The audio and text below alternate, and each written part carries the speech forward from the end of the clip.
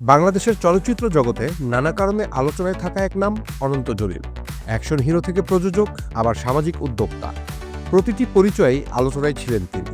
কিন্তু এবার ভক্তদের জন্য একসময় বাংলাদেশি জেমস বন্ড খ্যাত অনন্ত জলিল দিল এক ভিন্ন ঘোষণা। অনন্ত জলিল জানালেন অভিনয়কে বিদায় বলছেন তিনি। টেলিভিশন টকশোতে অনন্ত খোলামেলাভাবে বললেন, তাদের দুই ছেলে এখন বড় হয়ে উঠছে। একজন ইতিমধ্যেই কোরআনের হাফেজ, আর একজন শেষ করেছে কোরআনের রিডিং। সন্তানরা ইসলামিক শিক্ষা নিচ্ছে, আর বাবা মায়ের সিনেমায় অভিনয় করা তাদের কাছে যেন অনুকূল মনে হবে না। অনন্তের ভাষায়, ওরা ইসলামিক পড়াশোনা করছে, আর আমরা যদি সিনেমা করি সেটা ওদের কাছে ভালো লাগবে না, আমার কাছেও না। 2010 সালে নিজস্ব প্রযোজনায় আধুনিক প্রযুক্তি ব্যবহার করে সিনেমা নির্মাণ শুরু করেছিলেন অনন্ত। বাংলাদেশি সিনেমায় নতুন ধারা আনতে গিয়ে বহু সমালোচনা সহ্য করেছেন তিনি, তবুও নিজের স্বপ্নের পথে হেঁটেছেন অবিচলভাবে। প্রায় প্রতিটি ছবিতে তার সঙ্গে অভিনয় করেছেন বর্ষা।